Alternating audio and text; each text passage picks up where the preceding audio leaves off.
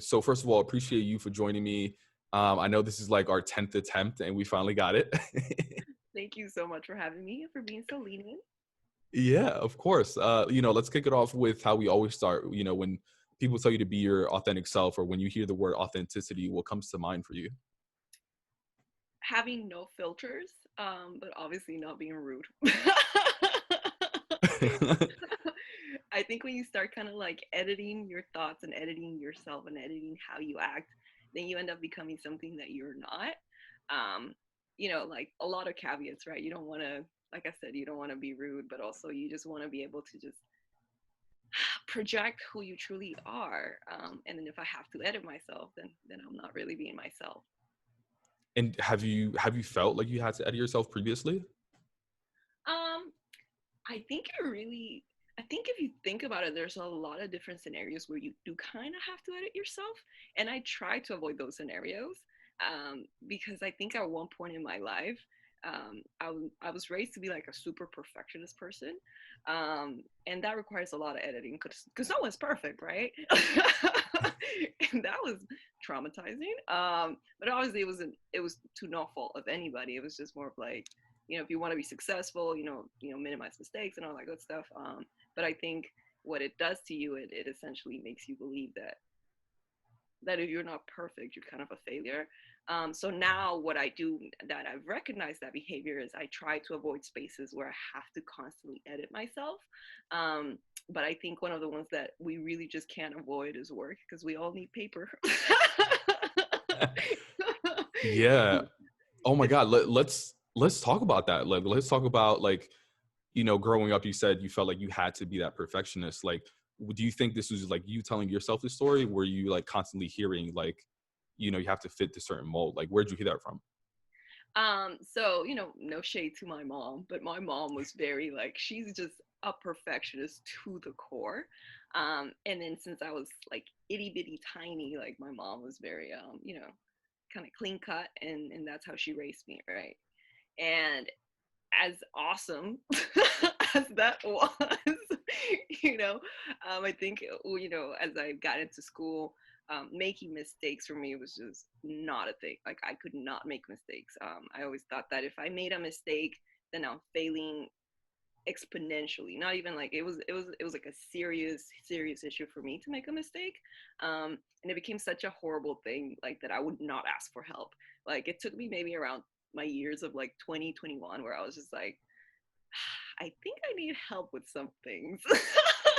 But 9 times out of 10, I would just not ask for help. I was just like, no, if so and so can do it, then I can do it. But it's like, so and so has different resources, so maybe that's why they can do it. So it started young because my mom was very, you have to get to a certain school.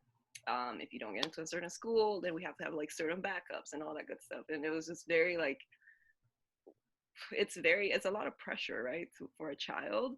Yeah. And then that's kind of when you start editing yourself, right, like that I said earlier, because you don't want to, I don't want to like fail and also disappoint my mom or my dad. My Yeah. dad was very chill.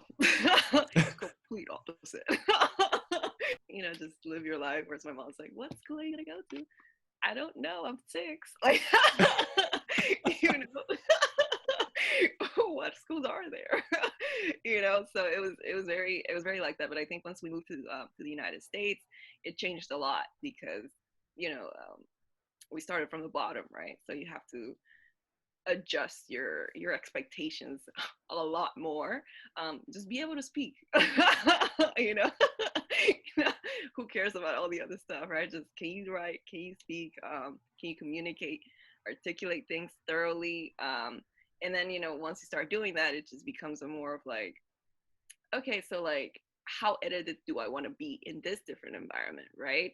Because like, I feel like in my country, um you know we went to like really like, I guess, private schools that you had to test into, so it was a different environment. Whereas when we came here, um it wasn't a thing. Like, you just went to a school that was assigned to your like district or wherever you lived, which to us, that was a foreign concept, right? Right. It was an adjustment nonetheless, because when you come here, you don't have money, so you don't go to Mhm. the best schools if you don't have money, right? Yeah. So yeah, I think the editing started in many ways when I moved here, because it was more of like, I also want to fit in with the crowd, but I'm very unfamiliar with the crowd. Right? Yeah. So it was more of like not shunning or like shutting away my culture, but more of like I want to understand your culture, so I have to put my culture in the back burner a little bit so that I can essentially fit in, but not like completely lose myself, right? And I Right. think that's a really tight rope that immigrants balance. But when you're a kid, it's very difficult because you're Yeah. already trying to just figure out who you are and how to essentially Mhm. grow. And then on top of that, you're like, am I Bolivian or am I American? And how do I edit myself properly for both environments? Yeah, it's very difficult. Yeah. Oh my God. That's relatable on so many different levels. And I'm sure not only to me, but whoever's listening and watching. Tell me, I mean, it's interesting, right? Because like our parents want the best for us, right? And they want us to succeed. And in a lot of ways, like they don't want us to go through the same struggles that they went through, right? So they push us like really hard. But it's interesting because you mentioned your home country, right? In Bolivia. And you mentioned that you were going to kind of like a private school, like the equivalent to like a private school in Bolivia. And it's to go to a private school, it's not just like, oh, I'm gonna send my kid. Like you have to have a certain status, right? And I'm sure that status changed as you mentioned, like when you came here to the United States. Like, tell me a little bit about like the immigration journey. Like, why did you all want to come to the U.S.? And I'm sure that was even difficult for your family as well, right? Leaving what they had to come here. Yeah, it was a really difficult decision. It was mostly my dad, because he had been applying to come to the United States for about like 20 years since he was like 20, um, and he would apply every single year.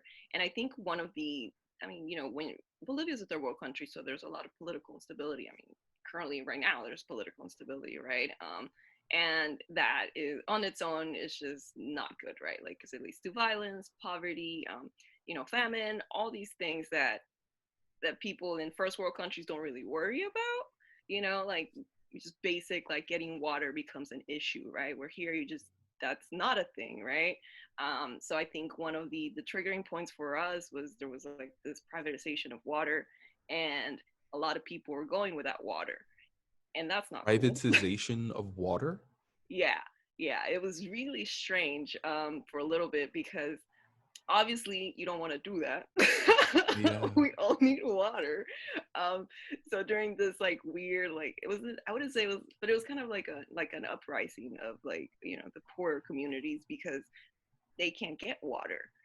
You had to, there was a premium charge for water, and people were dying, and people were just not able to like drink or bathe or just do the cook. Like you need water for everything. If you Yeah. really sat down and thought about like how many times have I used water today, there's many times you have, right? Yeah. um, Now if you put like a dollar amount to every single time, it starts to accumulate. um, and that's something that I guess like kind of broke the camel's back when it came to my family. It wasn't because we didn't have water; we were well off, right? I went to a private school. My brother went to a private school, so these issues weren't really that serious for us. But I think it was more of like we saw the privatization of natural resources, as well as just like the political instability and just the lack of political guidance. Leadership was lacking, to say the least. So, so my dad was like, "We just need to leave," and my mom was very like, "Ha, like why? Like we're good." But then he was like, "We got to do it for them and their future, right? Because it's so uncertain. Like we don't know where our country's going to end up." And I mean, at this point right now, I mean, not too long ago, we didn't really have a president. We had to like put in an interim president, right? So my dad was right, right? Like the instability, the political instability wasn't short lived. It's just we don't know the end of it, right? And for my mom, who's who's adjusted to like the finer things in life, that was like a little hard to swallow. um, so when we did move here, we ended up in Miami, and we ended up in like a very, I don't even remember, it was like, I don't remember the neighborhoods, because I was little, I was 10 years old. I remember just like the melting pot of just Latinos. Like it was just like Yeah. everybody, you know, Puerto Ricans, Colombians, like Cubans everywhere. Like, have you been to Yeah. Miami? Oh, I have. Trust me. It's like little Cuba, like little Havana. It's I just great. I love Miami. Like I would move there if it wasn't so, I don't know. There's a lot going on in Miami. Like they say like the craziest people probably come from Florida. That's what they say. There's just like So so many random. random so many random headlines that you're like, is that in the United States? It's gotta be Florida. Yeah, I am so right there with you because I love Florida. It's like beautiful, right? Like Miami South Beach is just gorgeous, stunning. It's probably one of the most beautiful cities I've ever seen, Mhm. like on the beach. But there's just a lot going on, so many levels of it. Like, so, but I think like when we did move here, it's being exposed to so many different cultures, right? It was very it was kind of like a shock, right? Because I've never seen those people before, like those like Colombian people, and like I love them, like I was just so intrigued and like, "Ooh, tell me more about Colombia, Puerto Rico, all these Yeah, places yeah. that I've heard of but I've never been to." And I always ended up being the only Bolivian. um Yeah. I was gonna Normal. say because people probably look at your story and they're like, oh, she moved to Miami, like she's around a bunch of Latinas, but it's not the same. Like there's so many different ethnicities and cultures and subcultures, right? So like, how did it feel to be like one of the only Bolivians in a place with, you're still surrounded by a bunch of Latinas, but it's not the same, right? It's really not. And I think, you really start seeing it, well, our foods tend to be similar because, the Mhm. Spanish colonization. But Yeah. I think one of the things that really like brought it forth is how we speak. Mhm. Like, Puerto Ricans speak different than like Colombians, and Colombians speak different than like, Peruvians and Bolivians and Yeah. Ecuadorians speak completely different. So it was really interesting to see it, like hear it, you know. Um, I remember when I first moved and like this guy who's Puerto Rican, he like started talking to me. I could not understand a word he was saying. Like, and I was like, what is this dialect? Like, I was like, what is he saying? He was speaking so fast and like, it was just very, very beautiful. But at the same time, I was just like, I want to understand. Um, There's so you know, there. I mean, shout out to the Puerto Ricans, but there's so many memes on like Puerto Rican Spanish, like people making fun of them. It's hilarious. I love him, because it's like, it's just, it's a different swag and I love it, right? But at the time, I just didn't know what was happening. So I was just like, wow. And then, like Peruvian people speak kind of similarly to Bolivian, but they still don't.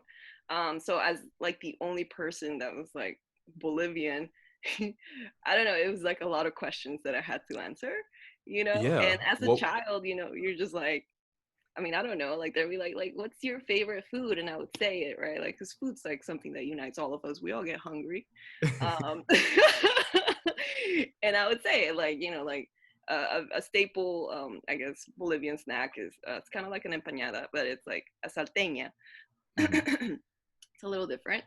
And I would say that, and they would just like, they wouldn't understand it, which I understand because you've never seen one. It's like a difficult like pastry to describe, right? As a 10-year-old, like, look at me, I Right. don't know the ingredients. Like, I just Right. know it's Right. delicious, So I think it's just describing food, describing like, and they'd be like, what are the differences? And I'm like, well, my country's a lot poorer than yours, so like, Mhm. just walking down the street is a completely different experience than you would experience, right?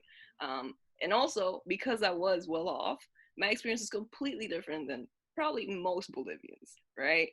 So like there's many layers to the differences that essentially when someone asks me about my country, you know, it would be, I wouldn't know where to start. And this actually Was didn't have this. I had like a really interesting conversation with this girl that I went to Thailand with.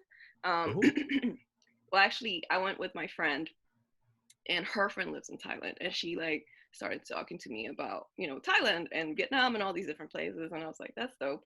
And then she like asked me about Bolivia, and she was like, how do people get around in Bolivia? And I was like, with cars. And she was like, but it's such a poor country. And I was just like, yeah, it is, but there's cars, like You know, like I was like, yeah, that's true. People have cars. I mean, it's not like, you know, the richest country, obviously, but people have cars. And then she was like, I thought they would use more bikes. And I was like, I never thought about that. I thought You she was gonna say like horses or something. Like, know? Just walking, yeah, walking. forever. No one has time for this. But yeah, it was really interesting to talk to different people and their experiences. I used to live in Venezuela for like a little bit, and like Venezuela is completely different from Bolivia. So it was just really just like within our culture or like our community, right? There's so many different like nuances, right? And when Yeah. you're like little and you're bombarded by all of them, and you're also in a different country, it becomes quite a lot. It's a lot to. I kind of like stuck to myself, which I normally wasn't like that. When I was in Bolivia, I was very outgoing and just, you know, kind of like I am right now. But when I first moved here, it was so much like, it was like an information overload that I just kind of was like, ooh, I'm just going to sit here, assess the situation for a little bit. Yeah. Yeah. I'd love to hear about why did you feel like you had to just like hide and like not hide necessarily, but just like keep to yourself? Like, was there, tell me about some of the emotions that came up. Like, was there shame? Was there pride? Because right now, like, right, you seem so outgoing, you're laughing, we're both laughing about it. But at the time, like, I'm sure that was like during those formative years, like it was a completely different experience, right? Yeah, I think it was more like I was scared to fail.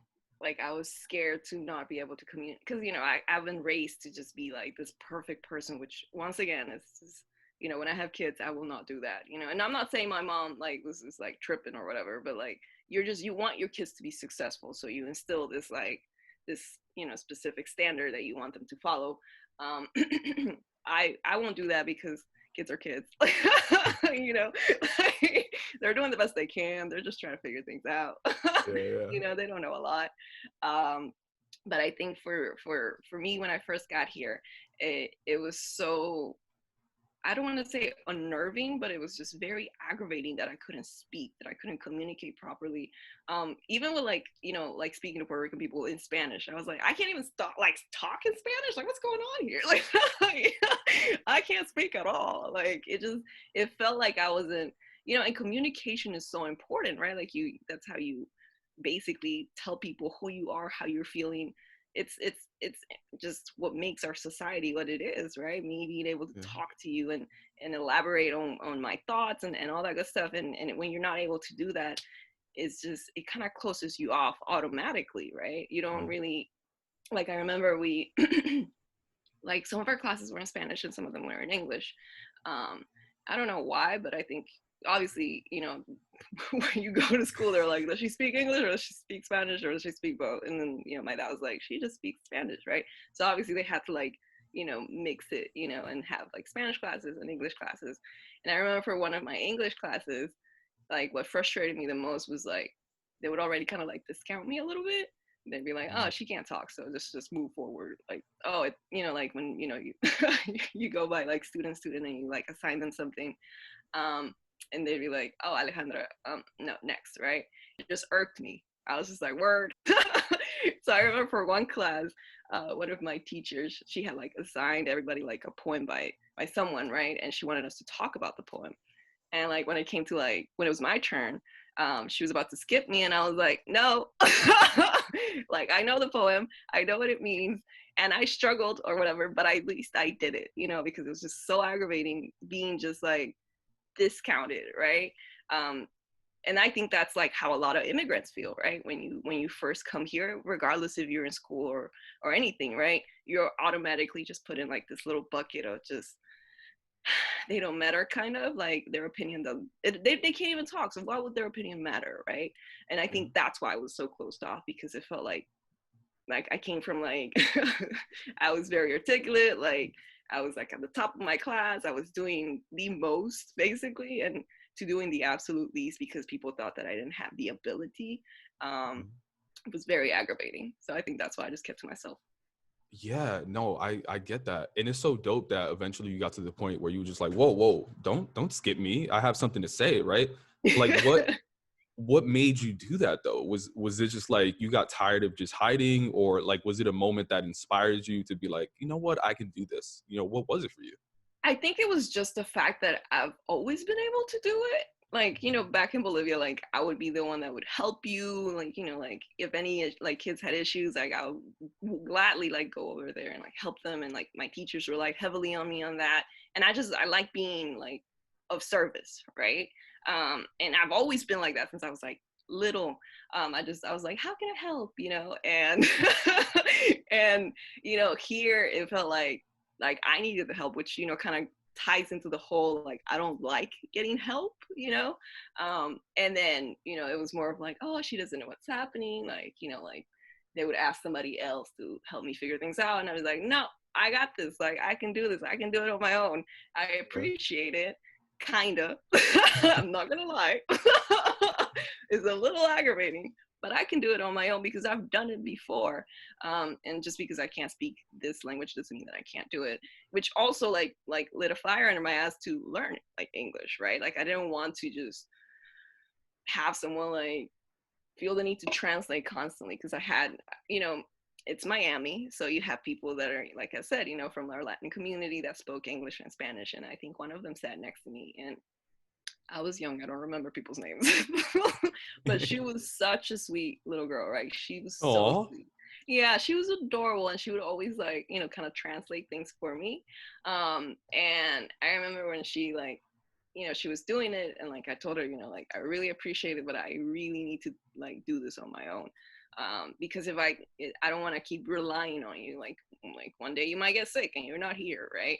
Like what am I gonna do then, right? So it's a sense of like I have to be independent and I have to be able to do my own thing, because I've always done it, and I don't intend of stopping because I just can't speak the language. It just means that I have to step up and learn it.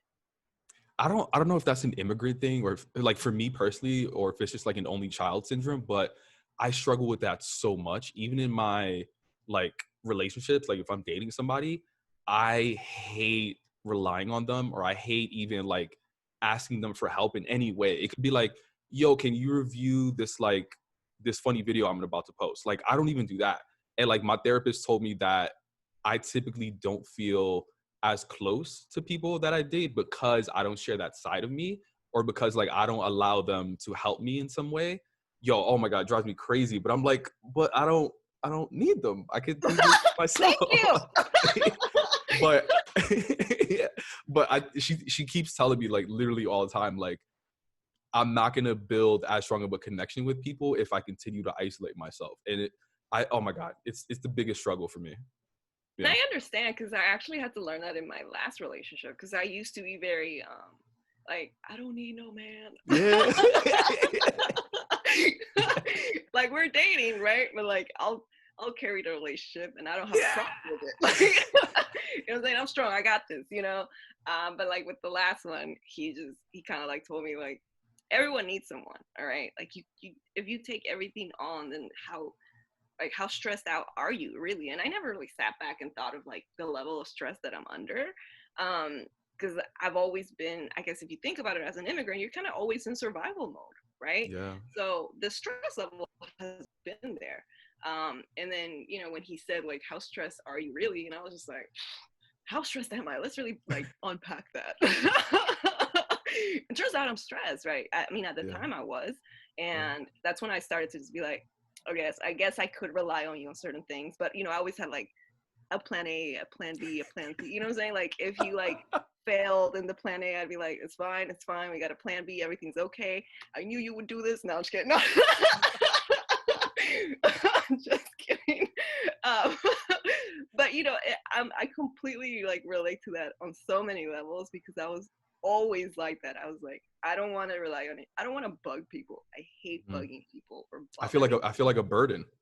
I know. Yeah. I hate that. I hate that Yeah. so much. I'm like, word. Like, do you not have legs and arms and a mouth, girl? Yeah, but it's crazy. Like for me, like no one has told me like, Pabel, you're such a burden. Like I tell myself that story. Yep, same. Which is same. yeah. I see you. We're the same person. Yeah. Well, it's like your story's so interesting too, because like the first part of your life, let's say like those early years, you know, you were in your home country, then you go to a place where it's not your home country, but you're surrounded by a lot of people that look like you, that speak the language, right? Not the same way, but then you have so many other parts of your life where it's not like that. Like, didn't you, I mean, we can get into work, which I definitely want to get into, right? Because those are spaces that there's, let's face it, not a lot of diversity, but also didn't you move to like Idaho or something? Let's talk about the dark times.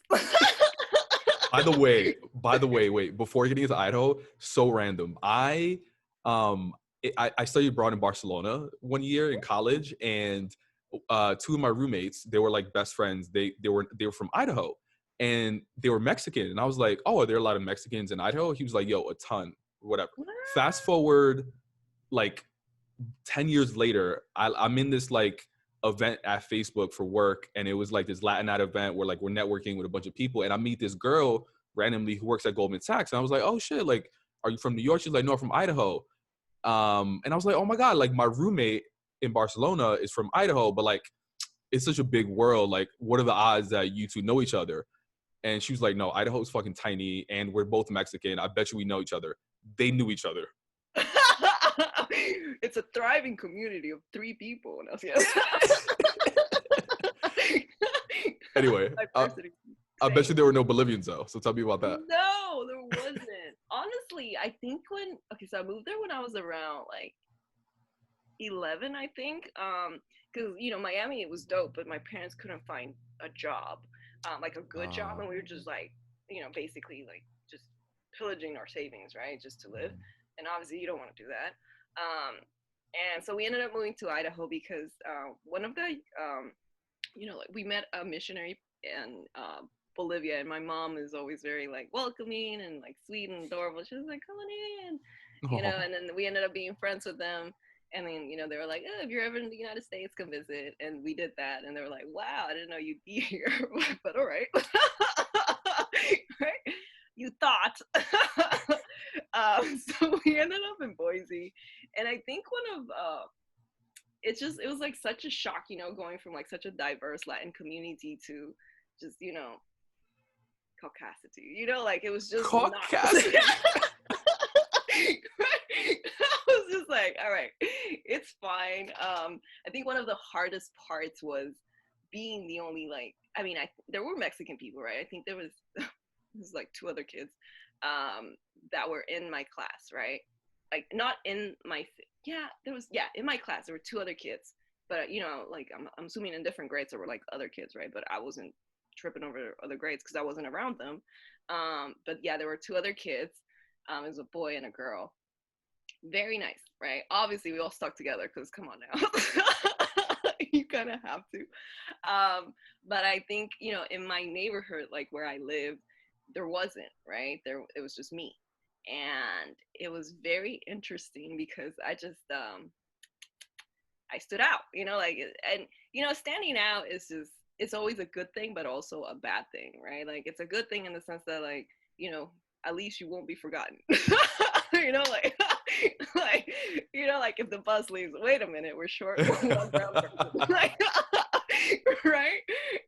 But and it's bad because like everyone just looks at you, right? And I remember just the first time that I went to like, you know, catch the school bus, it was just me and like a few other kids, and like they kind of like just kind of shunned me a little bit, like I was on this side, and then I like stood next to one of them, and then like they kind of like, you know, just shoved a little bit to the other side, and I was like, oh, that's fine. This is great. It just keeps getting better. Life is awesome.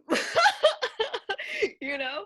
And it's interesting because like in Bolivia, like the school that I went to, it was super diverse, right? Like you had like, you know, like Black people, and you also had very like blonde white people too, and no one really like said anything, you know. It wasn't a thing. It wasn't a thing to just kind of say, oh, these people are different than these people, right? Everybody was Bolivian, right? So it's very strange to be Bolivian and to also be Latino and to be around people that just kind of just see you as Mexican. to a country I've never been, Yeah, yeah. right, or know nothing of, right? So it was interesting because it was like many different identity crises happening at the same time. You know, just being Bolivian, right? And I haven't been Bolivian long. You know, I'm 10 years old when I left, and I'm a child. Like, what do I really know about, you know, the Bolivian experience, right? I just know my family and my family life, right, which is fantastic. But I don't really know that much as someone that's Bolivian that's like 30 years old, right? There's no comparison, right? And then, you know, being Latin, right, in a community that doesn't really have that many Latin people, you get asked questions about, you know, this is hella racist. Like somebody asked me like where the closest Mexican restaurant was. Wow. I actually don't know. like, I was like, I don't know. And You're like, oh, you know what? That's a good question. When you find out, you let me know. right. I was like, wow, that's yeah, but like things like that, right? Like different, you know, like I would get looked at differently, right? I remember like there was a lot of foods that I hadn't tried, like beef jerky. I've never tried that. Like I don't think we have that in Bolivia, right? And I remember this girl was like, she was fascinated by me because, you know, I was so different. And like she gave me some beef jerky, and like I put it in my mouth and it was just nasty, right? Because like if you think about it, like something that you've never had before, and like I like spit it out, and she was like, "Oh my god, you really are so stupid!" Oh, like she just went off on me, and I was just like, I've never had it before. Like I mean, just like the level of tolerance was just nowhere like where you think it should be, right? Yeah. Especially for kids. Like the kids are different here than they are elsewhere. They're very bold. Here, And you mean? yeah. So I was like, dang, chill out. That makes me feel like one time when I told my coworkers, I was like, they ordered they I think we had an event for like a client and they ordered a charcuterie board, and I was like, I'm sorry, y'all, what the fuck is a charcuterie board? And they were like, Pabel, have you never had burrata? And I was like, what No. the fuck is burrata? But like, yeah, people look at me like I'm fucking like from Mars or something. I'm just like, I'm Can you sorry. chill with the judgment? Dang. Like, I was Yeah, like, yeah. and I think It's that's the thing. yeah. No, go for Right? it. When you think about it, right? Like, oh, I'm sorry, I didn't mean to interrupt you, but Yeah. like No, I didn't know what that was either. When you like, I can't even say what you just said. no. Right? I've heard of it. You know, I think I watched like a TV show with those things, right? And Yeah, that's I understand it. Sounds great. I mean, it looks very bougie, and I it's love. like, yeah, it's what people bring out, like that cheese platter with the crackers and shit like Oh that. yeah, yeah, yeah, yeah. Yeah, yeah, yeah. There you go. I mean, who doesn't love cheese and crackers, bro? I mean, yeah. Well, why you gotta call it a shark? Yeah, whatever. Right? You're just out here like really elevating just cheese and crackers. All right, all right. Yo, you should have seen me try to type that out in Google. Like, I couldn't find it forever because I was like, charcuterie board, charcuterie board.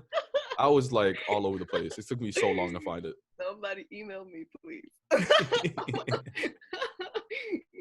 Oh It's so my interesting too, like, because I'm wondering, like, your experience now in corporate America, is it like those Idaho days where like you stood out and that's a good thing, but also a bad thing? Like what was that like too? And I'm sure like your role now compared to like when you first started working was so different, right? You're probably your confidence level in who you were was probably so different, right? Like God. maybe start out with like your first job and compared to like where you are now, not necessarily where you work, but like you yourself. Like, is there a growth? Are you the same person? Like, what is that like? Definitely not the same person. I am far more confident, and you know, I don't want to say this in like a like a ratchet way, but I really give no fucks. Like like, and Yes. in the most beautiful way possible, right?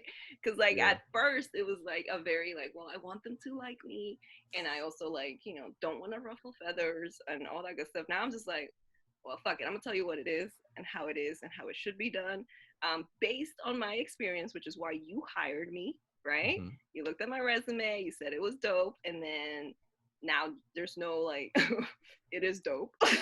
You know what I'm saying? But don't sit there and like question it when I tell you something, you know, because that's a lot. You know, you're juggling. I mean, as a woman, right? I'm juggling being a woman, um, being, you know, a minority, a brown lady, and also just being young, right?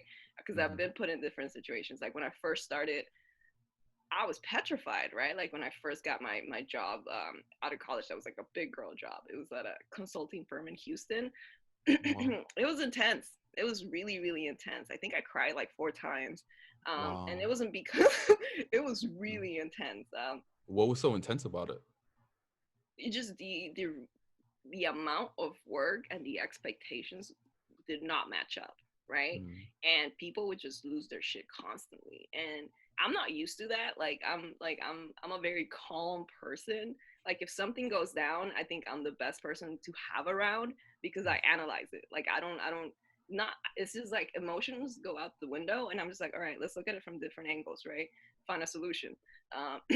Whereas people don't do that. Some people don't, right? But I tend to be very calm, cool, and collected, right? Um, when it's like petty stuff, I'm extra. You know, like, but if it's like something really important, I got you. You know, like I'll be fine, I'll be chill. Um, and at work, that's who I tend to be, right? I tend to be very calm and like, all right, like let's assess the situation. But everyone was on such like high emotions constantly that was not who I was, right? I was more of like, oh my god, what are we gonna do? And it was That just was you? such a stressful. It was so stressful. Like I wasn't the only one that cried. I remember like we had like special spot where we would just go and just like gather ourselves. Wow. Yeah, it Why was was why did you cry versus other people? Was it just the pressure or it was the pressure. It was the pressure because one, it's like my first big girl job, so yeah. obviously I want to destroy it, right? Hmm. And like it was a tax consulting firm. I'm not gonna name names, you know, but Yeah. no shade. Yeah. But if you just Google it, you'll know. No, I'm just It's kidding. it's fine. It's fine. And they had really like they were they were swimming in dough. Like they had so Mm. much money, right? Um, so every quarter they had like $25,000 bonuses, right, for a specific project manager, right? And my project manager, because I was a project coordinator, my project manager wanted that bonus. Obviously, it's 25 grand a quarter. I would want that bonus too if that was like what I was, you know, that's a great incentive. Obviously, I never got that bonus because I was only a project coordinator. Um, you know, we never got anything. And, you know, like she was just like on like, you know, if there's like a scale of like stress, you know, 1 to 10, she was like a 15 constantly because she was like, I want that bonus. I want that bonus. And I was like, ma'am, it's day 2. I just started. I don't know what you're talking about. Like, you know, like, can you chill out? We would have like to manage like 89 projects, right? That's a lot of projects to manage. And these are like it was just a lot, right? And she like expected you to know every single thing about each project, and that was just not possible, right? Like I've never really done this before, right? This is my first time doing this, and I didn't really get back that good of a training either. So the pressure was like, she would like turn to me, she'd be like, all right, what's going on with this property or this thing? And then I'd be like, I don't know. But I know about this other property, you know? And then she'd be like, that's not what I'm asking. So it was that, along with like the lack of like, people just didn't know what the engineer doing versus the accountants versus like us, Mm-hmm. right? So there was a Mm-hmm. disconnect between all of us because everyone was working on their own timelines. And then whenever we had to deliver something to the client, it just felt really hard on us because we were the ones delivering it, but we were doing it based on what the information that we got. It was just a lot. And I just remember one Right. time, like, I don't remember what director he was, but he was a director, and he like yelled at me. I honestly don't know what I did wrong because I did what I was told. That's why I cried, because I was just so confused with what was happening, right? And everyone else was too. So we were all like, this is what we were told to do. And you know, it wasn't like a regular yelling. He like cursed me out, and it was like a straight like, what the fuck were you thinking? You know, like you just tore me a new one, That's and I had just like started, that's and I just went ridiculous. outside and cried. That's So ridiculous. I like that's not gonna help anybody. I never understood like why people did that. That's yeah, it awful. was horrible. I think I was there for like 4 months, and then I dipped. I was like, yeah, this is, I don't know. It's just like, you don't want to be emotionally abused for your job. That's just not cool. Yeah. And do you Um, think was it just you, or were like people in general just being emotionally abused and yeah, it like was, everybody in our team was emotionally abused, right? And Jesus? that's why a Wow. lot of people left. And like Yeah. people They wouldn't even put 2 weeks in. They would just dip. They'll just bounce. Yeah, I'm gonna take a lunch break and never came back. Yeah. And I was like, that's a good indicator that's super toxic here, guys. Just an FYI, right? Yeah. But I've always thought that like that was normal because it was so, but it's not, right? Like, but like when you first come out and this is like your first experience, you're like, wow, the world is cold. I don't like it. So I quit that job, and I also quit because I was moving to St. Louis with the person that I was dating at the time. And I got into another job, and I was expecting basically the same level of disrespect and just like, audacity.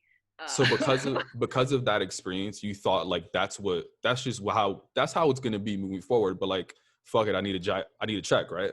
Exactly, right? Like I don't have the luxury to be all choosy, right? Beggars can't be choosy. So I was just like, all right, I'm gonna go to St. Louis, and I got this job at this reinsurance company, and it was not like that at all, which is great. It was fantastic, but it was kind of different because St. Louis. I don't know if you've been to Missouri. Missouri is interesting because, especially St. Louis, because it's a very segregated place. And the person that I was currently dating was Black. And I mean, he still is. He's white now. He's white now. No, I meant like he's still alive and thriving. Yeah, I just don't know if he is. Hopefully he is. I don't know. But anyways, like he's Black and he was there, and there was like a big it was a thing, right? Where like I've never felt such racial tension at work than I did there. And I didn't know that because St. Louis is so like it's so Black. Like there's a lot of Black people in St. Louis, but there's apparently it's just like it was awful, right? I remember like the lady that like hired me and trained me. She would ask me questions, personal questions, and at work I tend to not like to answer those questions, but I was like, I mean, you keep asking the same question, so I'm gonna answer it. I kept kind of just like dismissing it a little bit. And she asked me like my current boyfriend's name, right? And I was just like, oh, his name is blah blah. And then she was just like, is he not white? Oh my God. Yeah, and I was like, no, he's not. He's Black. And then she was like, but I thought you would date a white man. I don't know. It was really awkward. Super awkward. That's so weird. Isn't it? It was so weird. So like I couldn't even really be myself because I was already kind of like I don't know. It just felt really awkward because like I never really thought about that, like. and people wonder why people make close friends groups and like don't share certain things. It was honestly, it was shocking. It was very shocking because I never even thought about that. I never really sat there and I was like, oh, is that a bad thing? But she made it sound like it was bad, because I think we were having like a work event and they asked me if I was going to bring him, and then, what's his name or whatever. And then I, said whatever. And and then it was more of like, she was like, you know what? I don't even care if you do come to the work event type situation, right? Because he's Black. Wow. And I was like, well, you know what? Fuck your work event. I don't even want to go there. Yeah. Fuck your charcuterie board. Right. It's just cheese and crackers. How did that? I'm so curious. Like, how did that impact you moving forward? Like, did you feel like because of that you were like, shit, well, you know what? Next time they ask me a personal question, I'm just gonna like avoid it. Like, I did do that. And normally like growing up, because I haven't had the best experiences. Like I've felt a lot of racism, right? In Boise and St. Louis. Never in Houston. Never in big cities, because big cities tend to be diverse. That's what makes it big, right? But when you go to like a smaller situation, right, you really feel the tension.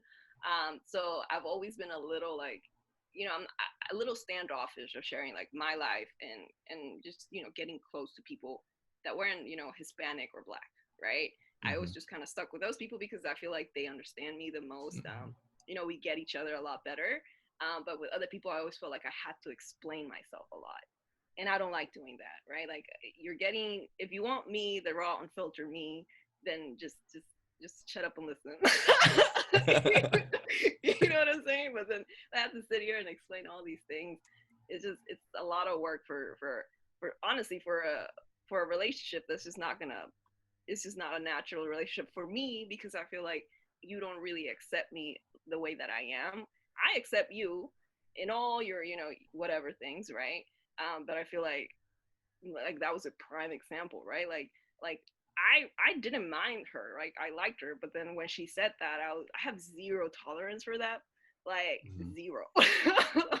That was it. That was the last conversation I had with her, because I just cannot. Like I think that's so ignorant and so disrespectful and just so hurtful. And like what? It was like 2013. You know what I mean? Like, can you like what is this like 1940? Like, what are you talking about?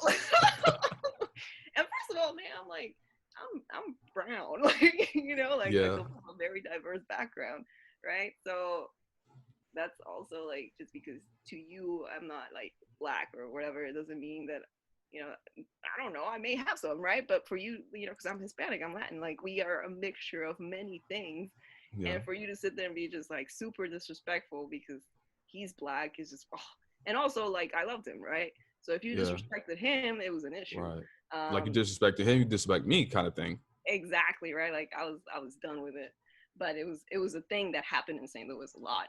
It wasn't just that job, because like after I quit that job because I was just over the job, I you know, at a certain point I want to like, I don't want to be in the same place after a year. I want to like move up, right? Yeah. Yeah, of course. Yeah. Hello. Progress. And that wasn't happening. So I moved on to this financial firm. And it was a really small like wealth management firm. And yeah, it was a very, it was a thing there too when they found out he was Really? black. So it's Yeah. just like back to back to back. Yeah, and they would ask me like, I remember one of them, she was really sweet, and I think she was like I can tell she was trying to make the effort of just, you know, not being ignorant, and I was like, I'm here for it, like I will help you Yeah. unleash, you know, this fuckery from you. um That, oh my God, that's gonna be the name of the episode. Unleash the fuckery. Yeah, man, I was like, all right, you gotta bring some sage up in this bitch, because girl, like, you know, so I would educate her on like the history and the things, right? And St. Louis, like, they still had this thing that actually, like, you know, like my ex was part of, where, you know, you would essentially take kids from like very poor neighborhoods Yeah. and like, you Mhm. know, take them to like a white school or something, right? And like one of them was like super anti doing that, right? She was like, but they're being taken away from their friends. And I was like, the education level, man, like who cares about that? And she was like, but wouldn't you want to be next to your friends? And I was like, I can make friends anywhere, man. I'm apparently not here, but I can make friends anywhere, right? But what about my future, my education? Like the quality of education is completely different. The books are even like outdated as hell. Like Yeah. this is why they're doing it. It's an issue, and for you to sit here and be opposed to it because of friendships, which on to me it was very underlying to just, you just wanted to keep the place very segregated, right?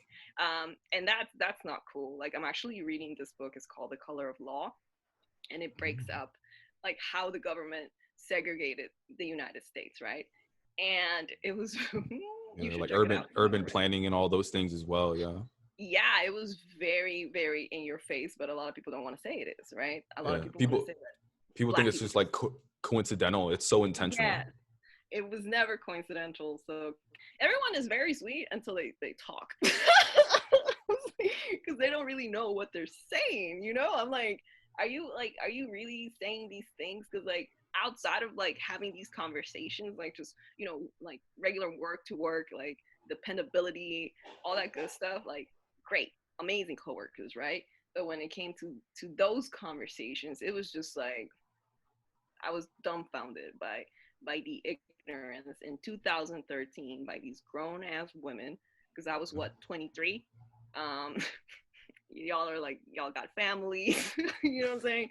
Y'all got kind of my age, you know what I'm saying? Like y'all should be a little bit more educated on your city's history, period, right? Like I literally just moved here and I'm over here like like, spitting facts when you should be doing that. You should be telling me more about your city, right? Yeah. Yeah, And it was very interesting. like that's how you get promoted. Like at the end of the day, like we all have the same skills. Like how a lot of people get promoted is like building relationships with people in leadership positions. And you're not, the way you build relationships is like having those conversations, you know what I mean? And Exactly. a lot of us avoid them because, well, a lot of us aren't even placed in those conversations, right? But when we are, we step into them, then like shit like that happens, and we're just like, all right, well, I'm just gonna sit back and do my work and focus on my work and not build those relationships. Right? I remember I had like a really, we didn't even work that day. It was like me and the CEO, like the business owner, and we had like Mhm. a really deep conversation on racism. He was very open minded, but he just sat there and like listened to me, and that was really great. Like he was a very kind man, but he just wasn't aware of different things, right? Because Mhm. you grow up in like your little bubble, right? Your little Yeah. rich, predominantly white bubble, Yeah. that you're not very like you're not exposed to different things, so you make a lot of assumptions, right?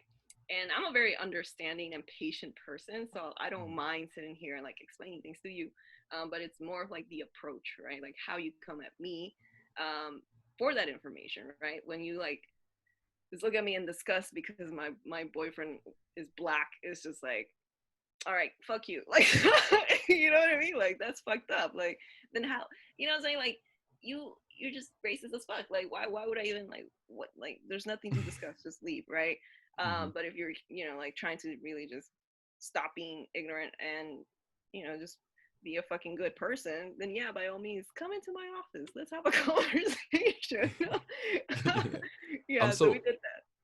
I'm so curious too, like how much, because like you've had some of these experiences and now you're at a level of just like I don't give a fuck, which is beautiful. But I wonder, like, are there still certain things where I kind of give a fuck about that? Like, I don't want to share that. You know what I mean? Like, do you see yourself in certain situations where you're like, I'm still not comfortable, or are you just like 100%? You know what? I don't give a fuck about everything, and I'm good. This is me. Like, So I honestly am at that level because I've been so like edited, right? Like I've been so edited for so long that like I've reached the point, like I'm 30, right? Like I'm very, very oh, comfortable me with what. too. Big 3-0. Yes, 90s babies. Yes. And like I feel like I'm at the point where I really, really, really understand who I am, what I want, who I am. I've worked really, really hard to be this really like understanding, like compassionate, person that I am now. But I do not take any shit, right? Don't get it twisted, right? Like, so I become like the person that I've always wanted to be, right? Because I've always been very insecure. I've always felt like kind of muddled down, a watered down version of myself, which made me extremely sad. And that's just not going to cut it, right? Like it applies to work as well as any relationship that I have, right? What you get is what you get, and if you don't like it, then go on somewhere else, right? Because that's fine. And that's exactly how I am right now at work. Well, at my previous job, but I think what I think I was a little too extra. Because like at first, I used to be like invited to like top level like meetings, like top level management meetings. And I remember the last one I was invited to, I said dope, and like literally everybody just stopped talking because I said dope. Like the DJ starts like, "Woo!"